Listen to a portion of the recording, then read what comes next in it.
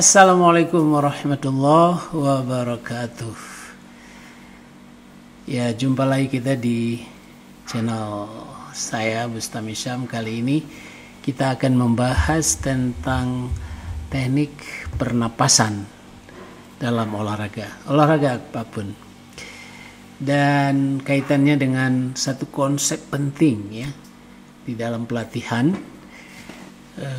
yang tentu aplikasinya untuk apapun jenis olahraganya, yaitu apa yang disebut dengan Shin Gi Tai atau Shin Gi Tai. Nah, untuk itu video ini akan kita bagi menjadi dua bagian. Pertama konsep Shin Gi Tai dan teknik pernapasan, dan yang kedua nanti tentang aplikasi. Bagaimana kita mengaplikasikan teknik ini pada dua olahraga, yaitu pada pingpong dan pada karate. Jadi ini menarik. Selamat menyimak, dan bagi yang belum subscribe, mohon bantuannya untuk silakan subscribe, share ya. Dan kami yakin ini akan bermanfaat untuk para praktisi olahraga apapun, apakah sebagai atlet, sebagai instruktur, sebagai penghobi pingpong, penghobi karate, dan lain-lain sebagainya. Sehat-sehat ya kita semua. Mari kita simak. Baik, kita mulai dengan konsep besarnya terlebih dahulu, yaitu konsep dari Shin Gi Tai. Nanti kita akan lihat di mana letak dari Kokyu atau pernapasan yang aplikasinya dalam olahraga. Apakah itu olahraga pingpong, olahraga karate, badminton, golf, dan lain sebagainya. Oke, sama-sama dulu kita lihat konsep Shin Gi Tai. Ya, untuk mudahnya saya coba tulis, karena ini Shin Gi Tai ini adalah konsep dalam bahasa Jepang, maka barangkali kita coba pahami dulu kanji ya, huruf dari Shin, Gi, dan Tai ini. Saya akan tuliskan ya.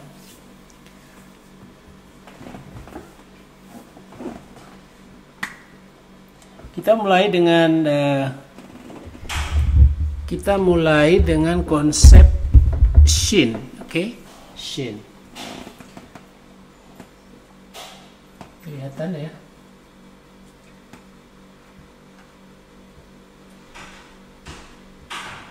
Nah, ini Shin.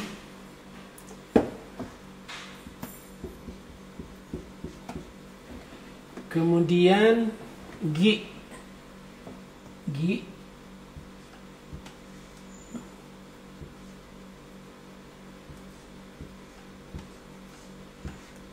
Nah, ini Gi. Dan yang ketiga adalah kanji Tai. Oke. Ya, karena bahasa Jepang ini walaupun ucapannya sama, tapi kalau kanjinya beda akan berbeda artinya gitu. Ya. Jadi Tai itu ada kanji orang, dan kanjinya di sini ada ini. Jadi ini Tai.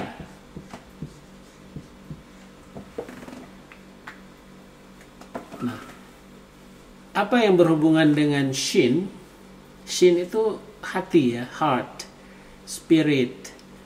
Jadi berhubungan dengan kesabaran, berhubungan dengan humility, berhubungan dengan keikhlasan, empati, dan lain-lain sebagainya. Jadi dalam konsep latihan olahraga apapun, konsep Shin ini harus ada. Yang kedua adalah Gi. Gi itu adalah teknik. Jadi skill ya, ketangkasan. Jadi kalau pada olahraga pingpong, bagaimana kuda-kudanya, bagaimana footwork ya, ke kiri dan ke kanan, ada pukulan top spin, ada pukulan loop, ada pukulan back spin ya, pukulan chop, push, dan serve dan lain-lain sebagainya. Ini masuk di sini. Jadi kalau di karate ada Gyakusuki, ya Mae Geri, ya Mawashi Geri, dan lain-lain. Demikian juga pada olahraga yang lain, barangkali di golf ada kita swing ya kan. Nah, apa yang pula yang termasuk dalam Thai ini adalah konsep, kalau kita lihat nih kanji orang ya, jadi konsep yang terkait dengan objek. Jadi kalau player berarti terkait dengan body daripada player itu. Jadi dalam hal ini physical appearance, physical performance, ya, daya tahannya, endurance, ya kan, bentuk badan dan lain-lain sebagainya. Ini masuk di dalam Thai. Jadi dalam pelatihan olahraga, konsep besar Shin Gi Thai, seorang pelatih ya ini tidak boleh ditinggalkan. Barangkali berbeda istilah ya, tapi karena saya dasarnya belajar karate ya, dan sekarang ini saya mendalami juga pingpong, sebelumnya golf, saya melihat bahwa aplikasi daripada Shin Gi Thai ini terpakai. Oke, kita akan jelaskan satu persatu. Baik, konsep Shin Gi Thai bagi seorang pelatih ini tentunya seperti yang kami katakan tadi sangat penting, dan ketiganya itu sebenarnya perlu dilatih gitu ya, perlu dilatih. Walaupun ada juga komponen yang memang given, ya memang dari sononya begitu, tetapi banyak hal yang bisa dilatih oleh pelatih. Untuk konsep Shin ya, yang berhubungan dengan heart, berhubungan dengan spirit, berhubungan dengan hati, berhubungan dengan laziness ya. Jadi kalau ada atlet yang malas gitu ya, mager, malas gerak, kurang disiplin gitu ya, nggak bisa tepat waktu, nggak bisa kerjasama, nggak patuh sama pelatih dan lain sebagainya, ini sebenarnya bisa dilatih, bisa dibiasakan sehingga dia menjadi sebuah budaya. Pada olahraga manapun juga konsep Shin ini ada, apalagi di Indonesia ya, karena Shin ini salah satu komponen lainnya misalnya silaturahim, hubungan baik antar pemain, antara pemain dengan pelatih, malah dengan lawan pun ya kita harus hormati. Ya, tentu dalam pertandingan harus ada wasit yang mewasiti pertandingan, yang tidak pro sana dan sini. Terutama memang sulit ya untuk olahraga yang tidak bisa terukur gitu ya, seperti dalam karate, taekwondo, yang kadang-kadang sebuah poin yang diambil menurut penglihatan penonton ya atau pemain atau pelatihnya, oh ini masuk, tapi tidak diambil oleh wasit. Jadi unsur subjektivitas karena nggak terukur itu ada. Tapi banyak olahraga yang terukur, termasuk pingpong ya. Jadi kalau memang sangkut di net ya diputar ulang ya sangkut gitu ya. Jadi kalau sekarang bisa replay dengan video dan itu dibolehkan. Nah, apabila udah diputuskan ya itu gagal, bola yang gagal atau pukulan atau teknik yang gagal, maka dibuat keputusan sebagai gagal.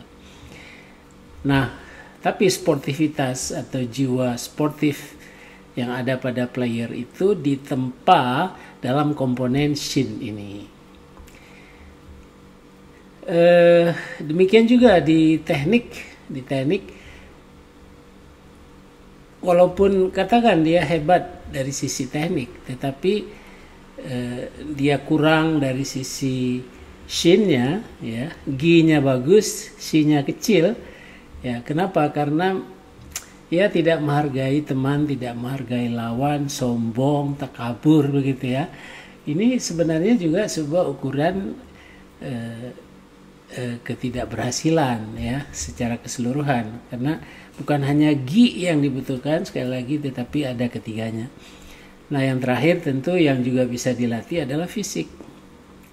Jadi latihan fisik, kalau olahraga tuh biasanya kalau yang pro dia punya instruktur untuk senam misalnya, ya, untuk body conditioning, sehingga kalau pingpong misalnya bagaimana dia bisa memukul, menyemes bola dengan kencang, itu tekniknya seperti apa dipelajari di Ki, ya. Tetapi mana teknik yang sesuai, tentu saja not, ya, one fits all. Jadi nggak seperti kaos kaki ada one fits all atau baju one fits all, enggak. Saya kira di olahraga tidak begitu. Oke, dia pendek, dia kurus, bukan berarti dia tidak mempunyai, atau katakanlah bisa dianggap enteng oleh lawan, nggak bisa. Contohnya kita lihat sekarang misalnya pemain putri siapa, ya, Mima Ito misalnya dari Jepang, ya. Nah, dia itu cuma tingginya 152 cm, 152, tetapi beberapa kali dia bisa mengalahkan nomor 1 dunia, ya. Dia bisa mengalahkan Ding Ning, dia bisa mengalahkan Senisa, ya, Lee Siwen dan lain-lain sebagainya. Nah, tapi body ini atau thigh ini perlu juga diperhatikan oleh pelatih. Nah, bagaimana bentuk latihannya? Tentu para pelatih yang tahu pada bidangnya masing-masing.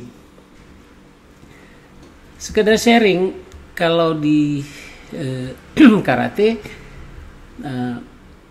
ketika dia masuk TC, yang pertama sekali dilatih adalah, ini dibalik, ya.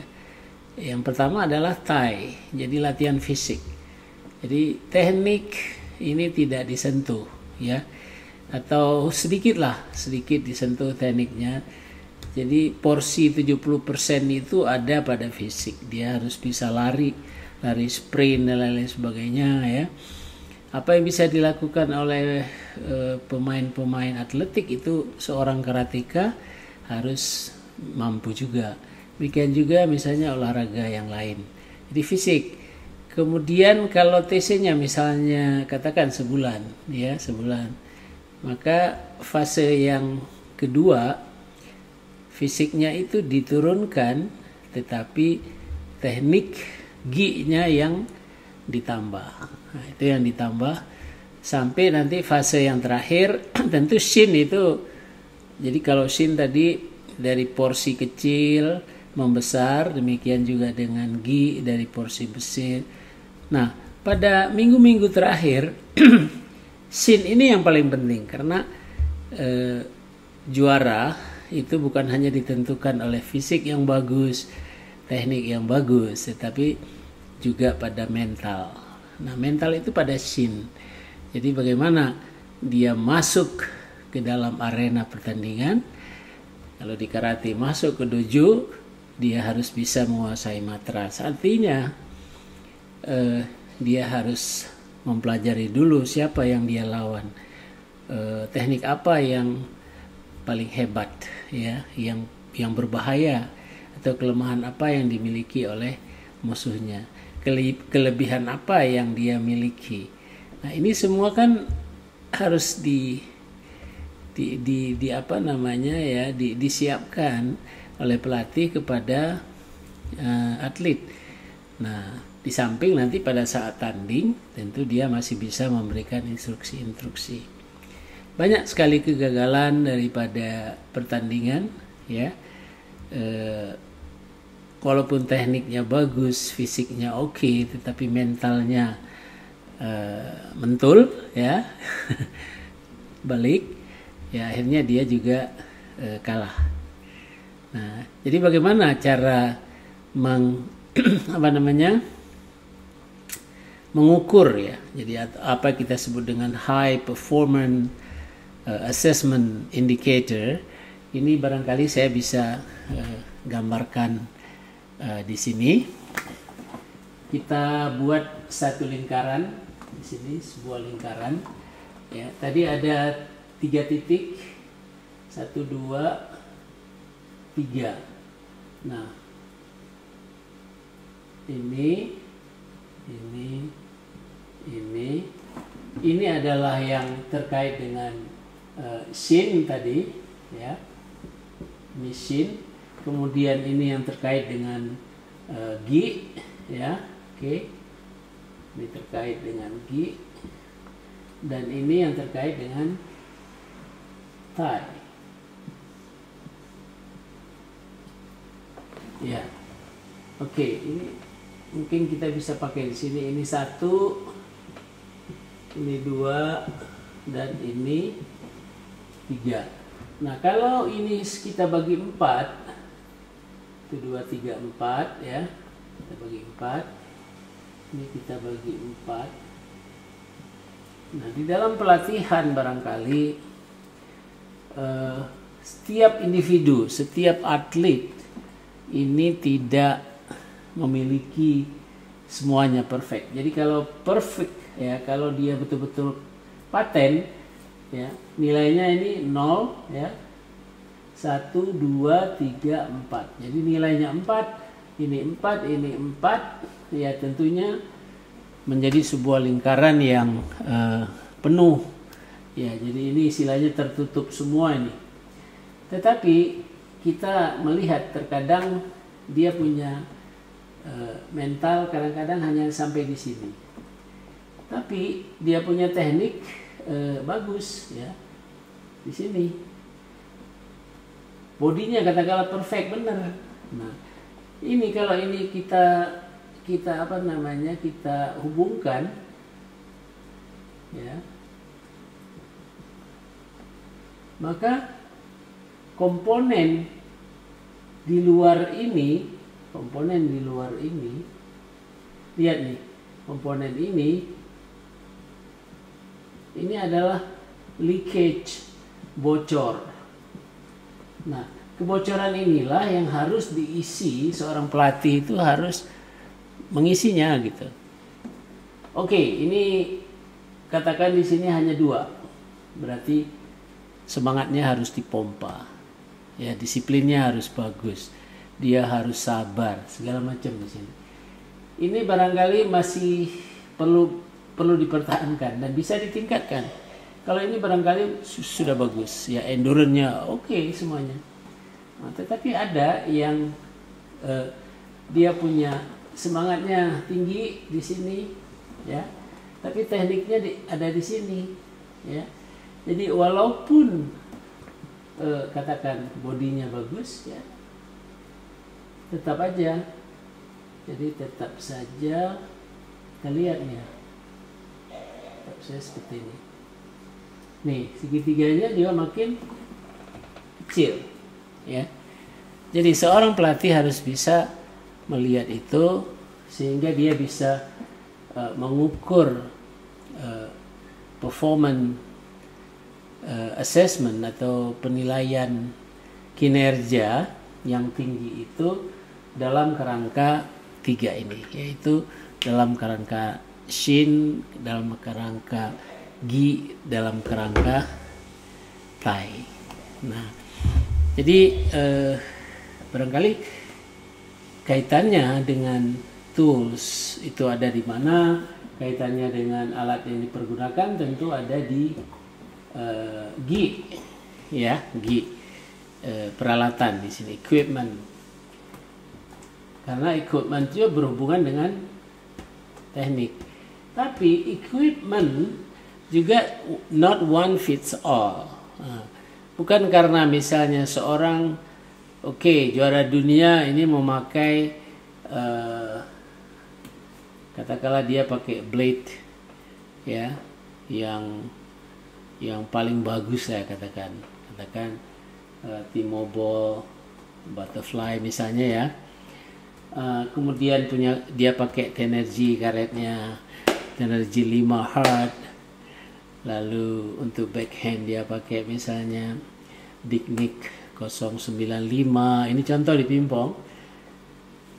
Apakah kalau dia memakai equipment seperti itu, performance assessment atau performance indicatornya akan sama? Belum tentu, gitu kan? Karena ini terkait dengan thigh, ya, terkait dengan shin, mental dia.